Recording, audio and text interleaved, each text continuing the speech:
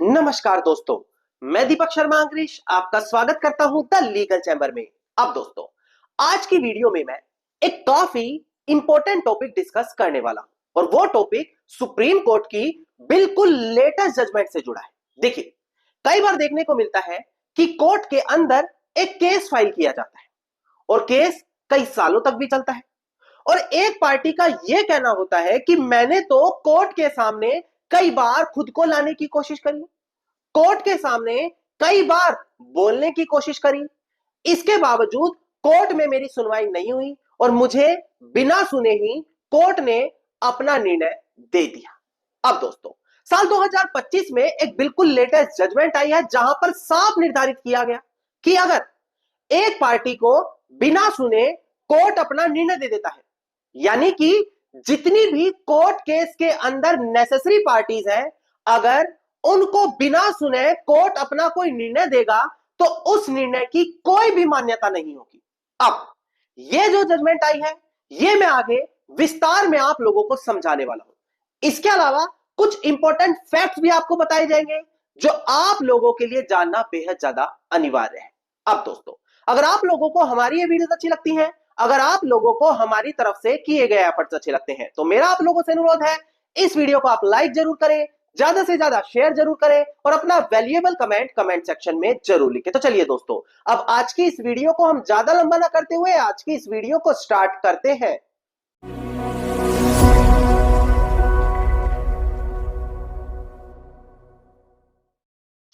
अब दोस्तों, सबसे पहले वीडियो की स्टार्टिंग में एक बेसिक जानकारी आप लोगों को दे दी जाए। देखिए, अक्सर देखने को मिलता है कि कोर्ट केस कई सालों तक चलते हैं।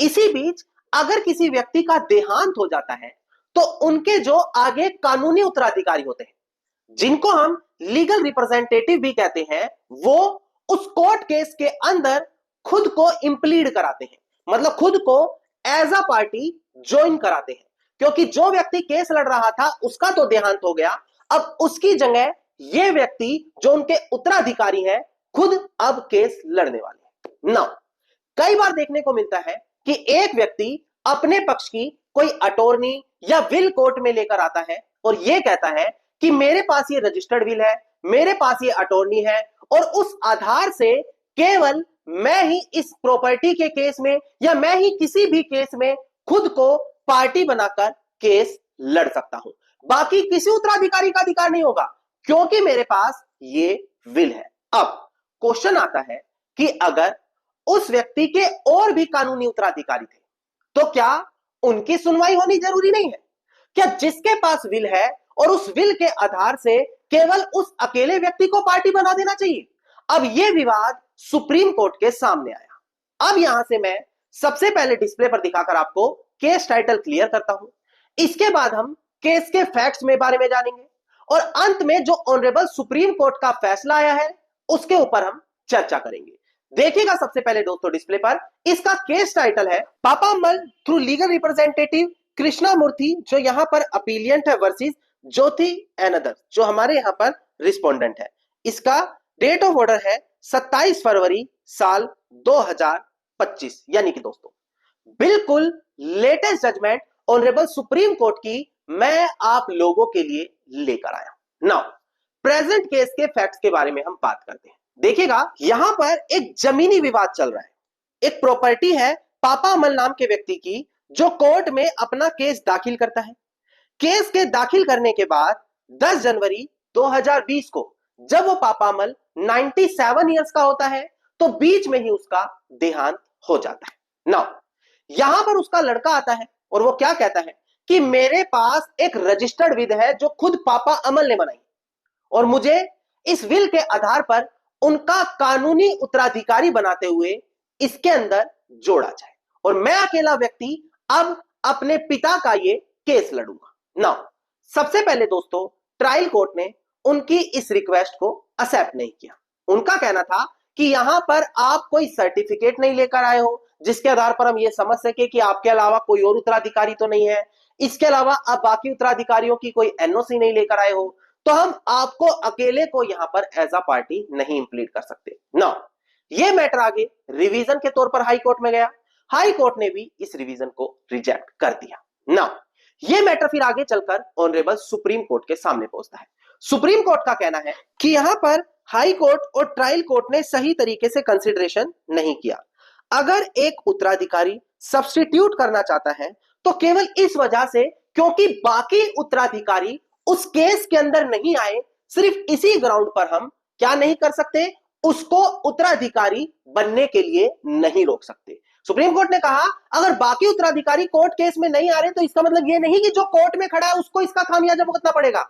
अगर वो खड़ा है उसको एज अ उत्तराधिकारी लीगल रिप्रेजेंटेटिव कोर्ट केस में ज्वाइन करो ना। ये मैटर दोबारा से ट्रायल कोर्ट गया ताकि उसको अब ज्वाइन किया जाए और उसके बाद केस को आगे बढ़ाया जाए ना। जैसे ही ट्रायल कोर्ट में जाता है उसकी बहन आकर कोर्ट में खड़ी हो जाती है। उसका कहना है कि मैं भी तो लीगल ईयर हूं, मुझे भी तो इस कोर्ट केस में ऐड किया जाए, मुझे क्यों नहीं जोड़ा जा रहा। मेरे पास जो विल है या विल नहीं है उसका तो अलग प्रोसेस होता है साबित करने का। जब तक अगर वो विल जेन्युइन साबित नहीं होती मुझे भी इसके अंदर लीगल ईयर्स ऐड किया जाए। अब यहां पर ट्रायल कोर्ट ने जो उनकी सिस्टर है ज्योति उनको इंप्लीड करना अलाउड कर दिया गया कि भाई ये सही कह रही है, विल को जेन्युइन साबित करने के लिए एक अलग प्रोसेस है। केवल विल कोर्ट में लगा दी इसी ग्राउंड पर हम ये अलाउड नहीं कर सकते कि वो विल जेन्युइन है। और ऐसा कहते हुए ज्योति को पार्टी बनाना ऐड कर दिया। नाउ अगेन यही क्वेश्चन कि क्या ज्योति को अलाउड करना चाहिए या नहीं करना चाहिए, आगे अपील होता हुआ ऑनरेबल सुप्रीम कोर्ट के सामने पहुंचता है।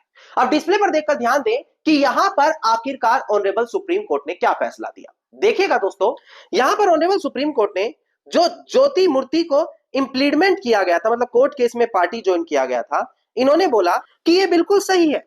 यहां पर अगर सामने वाली पार्टी ये कहती है कि नहीं केवल मेरे पास विल है, मुझे ही अलाउड किया जाए, दूसरे व्यक्ति को नहीं अलाउड किया जाए, तो वो बिल्कुल गलत होगा। हर कानूनी उत्तराधिकारी का कोर्ट केस के अंदर बराबर अधिकार होता है कि वो खुद को पार्टी बनाकर केस के अंदर अपीयर करा सके। और अगर कोर्ट ऐसी कंडीशन में बिना किसी व्यक्ति को सुनकर कोई निर्णय देती है तो उसकी फिर क्या मान्यता रह जाती है, क्योंकि कोर्ट केस चलाने के पीछे का कारण ही यही होता है कि सत्यता का पता लगाया जा सके। और अगर किसी व्यक्ति की सुनवाई ही नहीं की जाएगी तो कैसे पता लगेगा कि किस तथ्य के पीछे क्या सच्चाई है।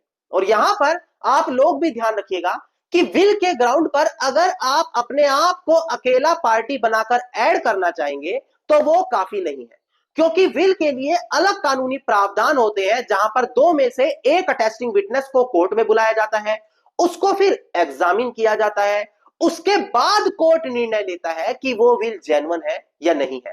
केवल रजिस्टर्ड विल बना लेने से उस विल को जेन्युइन नहीं कहा जा सकता। और हां, ऐसा नहीं है कि विल रजिस्टर्ड होने से कोई फायदा नहीं होगा। आपको कल को विल के अंदर जो भी अधिकार मिले हैं उस पर अधिकार पाने के लिए एक हक मिल जाएगा जो आप प्रोबेट प्रोसीडिंग कराकर विल को जेन्युइन ठहरा सकते हो। पर विल को कोर्ट से बिना ऑथेंटिकेट कराए सीधा कोर्ट में लगाकर यह बोलने लग जाए कि मेरे अकेले की कोर्ट केस में सुनवाई होनी चाहिए, तो वो चीज बिल्कुल ठीक नहीं होती। वहां पर सभी लीगल ईयर्स को कोर्ट में पार्टी बनाकर ऐड किया जाएगा ताकि अगर किसी को उस विल वसीयत से आपत्ति है तो उस विल वसीयत पर वो आपत्ति लगा सके और उसके बाद कोर्ट वहां पर कंसीडर कर सके क्या ये विल जेन्युइन है या फिर नहीं। और ऐसे केस में अगर बिना किसी नेसेसरी पार्टी की स्टेटमेंट रिकॉर्ड हुए, उसकी बिना सुनवाई हुए कोर्ट कोई निर्णय लेता है, तो ये तो सीधा सीधा पहले भी मैं अनेकों वीडियो में बता चुका हूं कि ऐसे कोर्ट केस का कोई भी फैसला नहीं होगा और निर्णय की भी कोई खास मान्यता नहीं रह जाएगी। धन्यवाद दोस्तों, उम्मीद करता हूं वीडियो में मिली जानकारी आप लोगों के लिए बेहद ज्यादा लाभदायक साबित होगी। अगर वीडियो में मिली जानकारी आप लोगों को अच्छी लगी तो वीडियो को आप लाइक, शेयर और कमेंट जरूर कीजिएगा। वीडियो से जुड़ा अगर आपका कोई क्वेश्चन है तो मुझे आप कमेंट सेक्शन में लिख सकते हैं। इसके अलावा अगर आप लोग इसी प्रकार की महत्वपूर्ण जानकारी रोजाना पाना चाहते हैं तो चैनल को तुरंत सब्सक्राइब करके नोटिफिकेशन बेल आइकन आप जरूर दबा दें।